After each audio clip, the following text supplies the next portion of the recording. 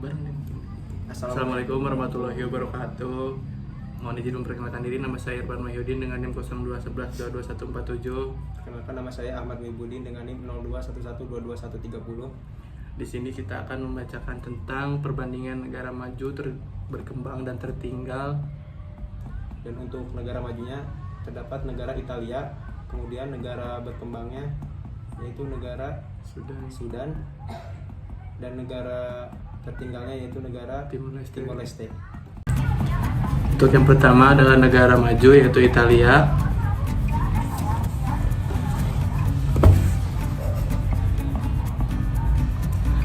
Apa itu pertanian konvensional atau modern di negara tersebut? Untuk pertanian konvensional di Italia, pertanian konvensional merupakan sistem pertanian yang masih menggunakan metode tradisional seperti penggunaan pupuk kimia dan pestisida. Sedangkan untuk pertanian modern di Italia menerapkan pertanian yang sudah menerapkan mekanisasi, inovasi, bioteknologi, dan praktik berkelanjutan dengan tujuan meningkatkan efisiensi, kualitas, hasil, dan keberlanjutan lingkungan.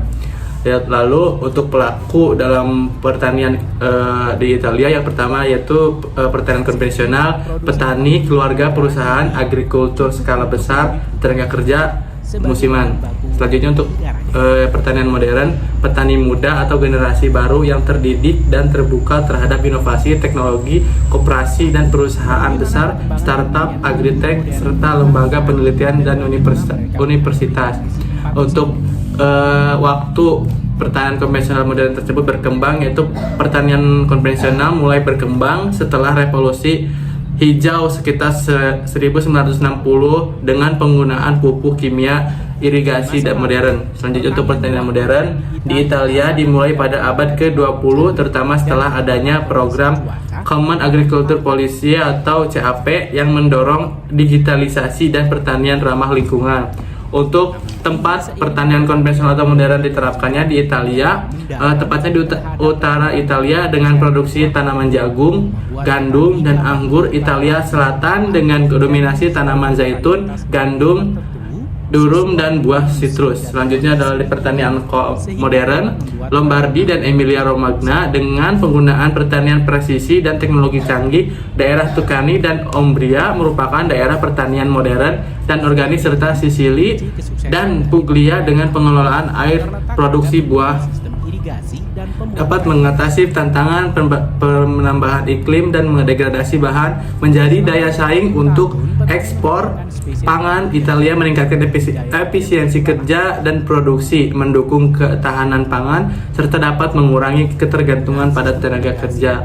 Lalu bagaimana cara menjalankan pertanian konvensional atau modern tersebut? Untuk pertanian konvensional di Italia dijalankan dengan pengolahan lahan menggunakan traktor, penanaman benih unggul, pemupukan sintetis, pestisida, irigasi modern. Selanjutnya untuk pertanian modern di Italia menggunakan traktor otomatis, pemetik buah mekanis seperti gambar, pengelola dengan data, pemanfaatan drone dan satelit, penggunaan varietas tanah, iklim, dan penyakit, penggunaan irigasi tetes otomatis, serta penerapan standar kualitas dan sertifikasi Eropa atau global, GAP, organik atau EU.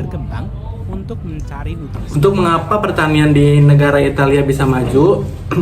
Pertanian di Italia mampu berkembang pesat karena didukung oleh berbagai faktor strategis. Salah satu faktor utamanya adalah dukungan dari kebijakan pemerintah dan unit Eropa melalui Common Agricultural Policy atau CAP yang menyediakan subsidi, pelatihan, serta intensif untuk adopsi teknologi dan praktik pertanian berkelanjutan. Selain itu, di Italia tersendiri telah mengadopsi berbagai inovasi modern seperti pertanian presisi, penggunaan drone, traktor otomatis, serta sistem irigasi tetes yang efisien. Negara ini juga memiliki sistem pendidikan dan riset yang mendukung kemajuan pertanian dengan kolaborasi antara universitas, lembaga penelitian, dan startup agritech. Keanekaragaman iklim dan geografis di Italia juga menjadi keuntungan tersendiri karena memungkinkan beragam jenis tanaman tumbuh subur, mulai dari anggur di wilayah utara hingga zaitun dan buah sitrus di wilayah selatan. Italia juga sangat menjaga kualitas produknya dengan menerapkan berbagai sertifikasi seperti PDO, atau Protected Designation of Origin dan label organik atau UE. Hal ini turut memperkuat daya saing produk pertanian Italia di pasar global, menjadikannya salah satu eksportir utama makanan dan minuman khas seperti pasta, keju, wine, dan minyak zaitun. Untuk komoditas pertanian yang mendominasi di wilayah Italia terkenal dengan salah satu negara sektor pertanian yang sangat kuat dan beragam dengan beberapa komoditas unggulan seperti anggur, menjadikan komoditas utama dan menjadi bahan baku industri wine. Italia yang mendunia, terutama diproduksi di wilayah Tuscany, Piedmont, dan Veneto. Selain itu, zaitun dan minyak zaitun juga menjadi salah satu hasil pertanian penting yang banyak dihasilkan di wilayah selatan seperti Puglia dan Calabria. Selain itu, gandum dan durum menjadi bahan dasar utama produksi pasta khas Italia dan banyak ditanam di wilayah selatan seperti Basilicata dan Sisilia. Tomat juga merupakan komoditas strategis dan yang diproduksi dalam skala besar untuk keperluan domestik dan ekspor, terutama dalam bentuk produk olahan seperti saus dan pasta saus tomat. Kemudian komoditas lain yang menonjol meliputi buah sitrun dan jeruk dari Sisilia, serta sayuran seperti artichok dan zucchini dari wilayah Emilia Romagna dan Lazio. Keberagaman komoditas ini mencerminkan kekayaan agrikultur di Italia serta peran pentingnya dalam menopang ketahanan pangan nasional dan ekspor. Baik, negara berkembang yang diambil yaitu negara Sudan, di mana negara tersebut berada di benua Afrika. Kemudian untuk pendekatannya sendiri di pertanian negara Sudan yaitu apa itu pertanian konvensional dan modern di negara tersebut. Nah, untuk negara Sudan sendiri, pertanian konvensionalnya itu bergantung kepada curah hujan dengan menggunakan alat sederhana dan tenaga manusia serta hewan, serta dengan minimnya teknologi. Kemudian untuk pertanian modernnya sendiri, sistem pertaniannya menggunakan irigasi modern, mekanisasi, dan teknologi canggih untuk meningkatkan produktivitas dan efisiensi. Kemudian siapa sih pelakunya di pertanian konvensional dan modern di negara Subang? Untuk petani konvensional sendiri, petani kecil dan komunitas lokal yang mengandalkan pertanian untuk subsistensi. Kemudian untuk petani modern sendiri, pemerintah, sektor swasta, dan investor asing yang mengelola lahan skala besar dengan teknologi modern. Kemudian kapan pertanian konvensional dan modern tersebut berkembang? Telah ada sejak ribuan tahun lalu dan masih digunakan hingga kini. Untuk yang modern sendiri itu mulai berkembang sejak pertengahan abad ke-20 dengan peningkatan yang signifikan pada tahun 1970-an hingga 1980-an. Kemudian di mana pertanian konvensional dan modern diterapkan? Untuk negara Sudan sendiri, yang konvensional diterapkan di seluruh Sudan, terutama di wilayah Kordofan dan Darfur.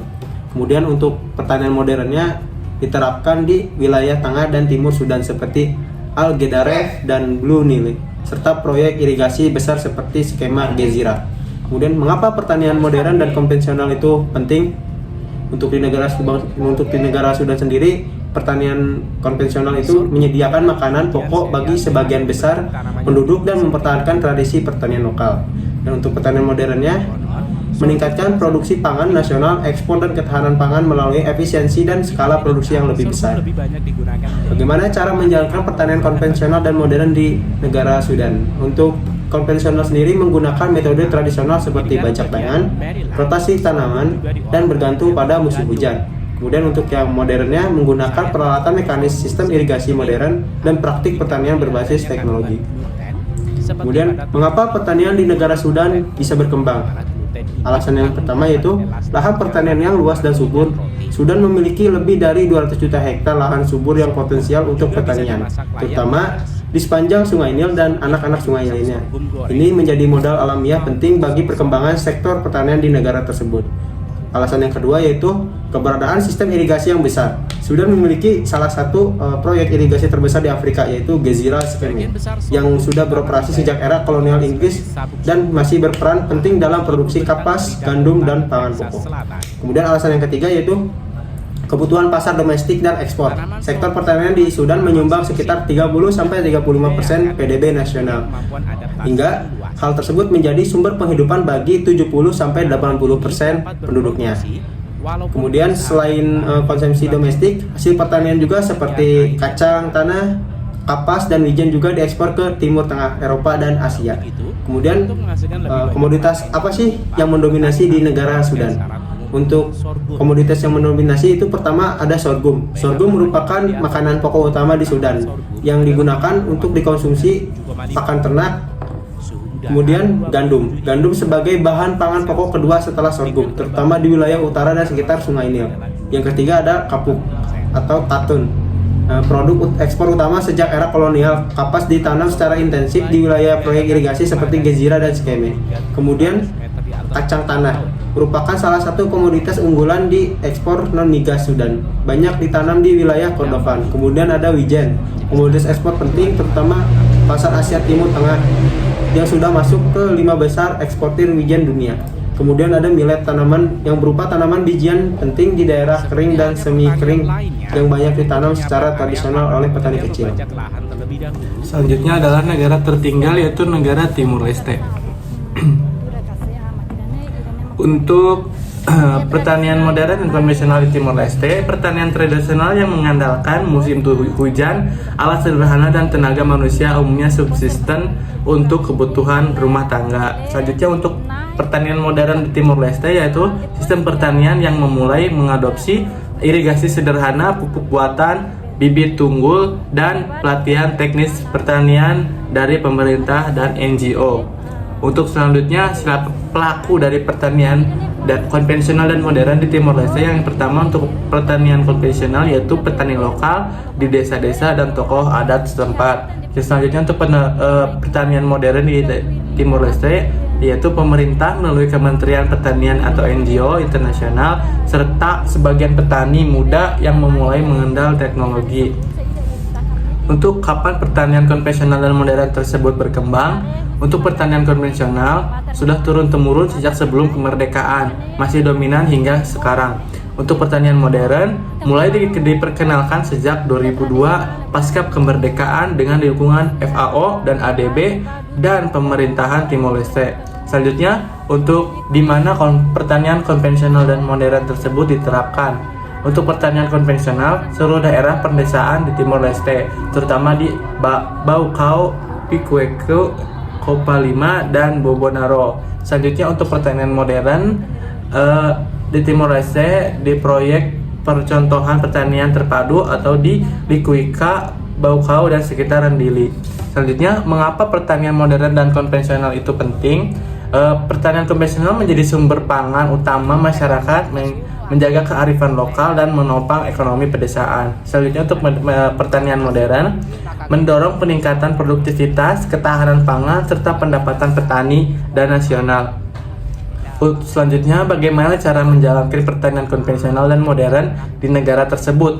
Untuk pertanian konvensional menggunakan cangkul, tugal tanpa pupuk kimia, serta mengandalkan hujan atau musiman. Selanjutnya memakai traktor mini, irigasi sederhana, bibit unggul, pupuk NPK, dan pelatihan budidaya dari pemerintah NGO. Selanjutnya, mengapa pertanian di negara Timor Leste ini tertinggal atau kurang berkembang? Pertanian di Timor Leste masih tergolong tertinggal karena berbagai tantangan struktural dan geografis yang belum sepenuhnya teratasi. Sebagian besar petani masih mengandalkan metode tradisional tanpa penggunaan teknologi modern dengan keterbatasan akses terhadap alat mesin pertanian, pupuk, benih unggul, dan sistem irigasi.